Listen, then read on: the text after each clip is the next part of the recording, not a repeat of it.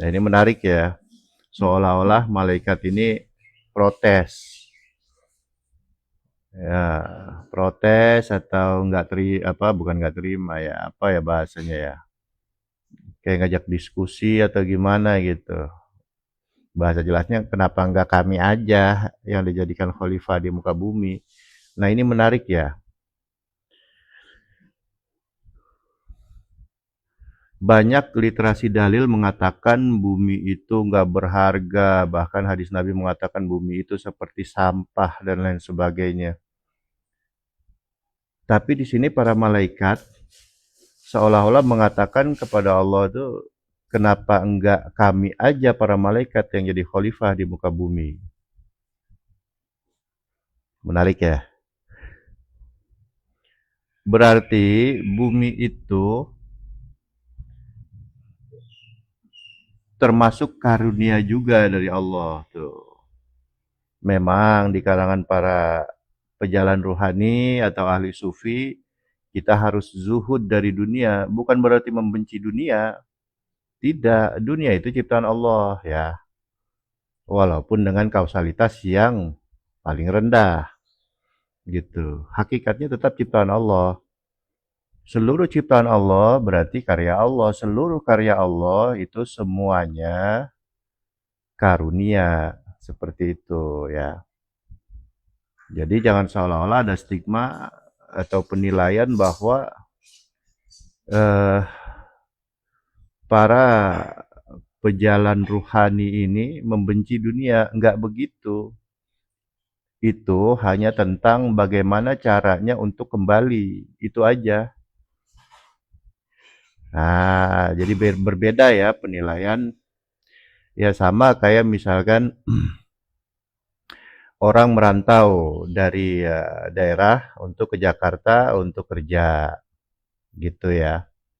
Nah, kemudian apakah kampungnya dan tempat merantaunya itu eh, hina? Aduh, nggak betah nih perantauan. Apakah tempat perantauannya hina? Enggak. Hanya dia yang nggak bisa adaptasi. Banyak yang betah juga di perantauan itu. Nah, contohnya gitu. Jadi maksudnya banyak penilaian di masyarakat bahwa zuhud dari sufi itu membenci dunia. Aslinya tuh nggak begitu. Ya, tapi itu hanya sebuah kurikulum dalam ilmu ruhani atau ilmu kolbu supaya hanya ketergantungan hanya kepada Allah aja. Caranya seolah-olah seperti membenci dunia, padahal sama sekali enggak. Karena pejalan ruhani itu sangat paham bahwa dunia itu tuh ciptaan Allah walaupun kausalitas rendah.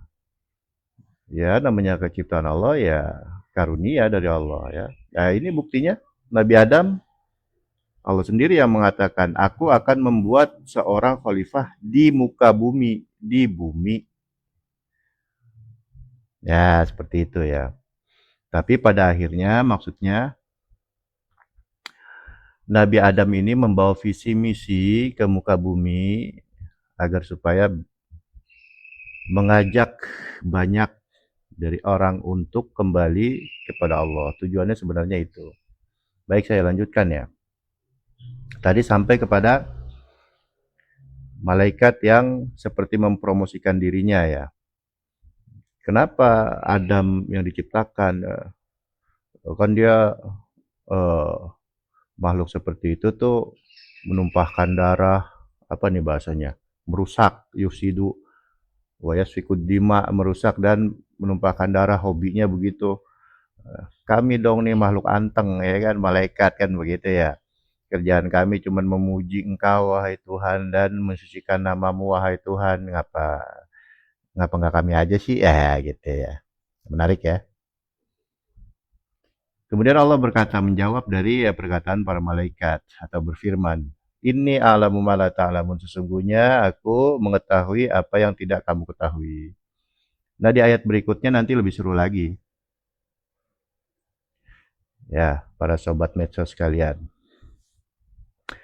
Nah, kemudian namanya ayat Quran itu, dia bukan ensiklopedi ya, jadi nggak detil menceritakan. Makanya saya kadang suka ngecaprak begini kan, habis baca saya ngecaprak gitu. Karena memang Quran itu tuh inti-inti dari tiap kejadian aja, karena Quran itu adalah sumber pelajaran. Sama kayak kita ngeliat Google Map ya kan. Fokus Google Map itu nunjukin jalan, nggak nunjukin Indomaret di sini. Harganya mahal apa murah dibandingin Indomaret lainnya. Google Map nggak begitu. Dia peta tuh, peta itu langsung inti-intinya aja ya. Itu karakter dari Quran ya. Gitu. Baik, saya lanjutkan ya. Ini ayat ke-31 atau berikutnya. Wa 'allama Adamal asma'a kullaha tsumma 'aradahum 'alal malaikati faqala anbi'uni bi asma'i haula'i in kuntum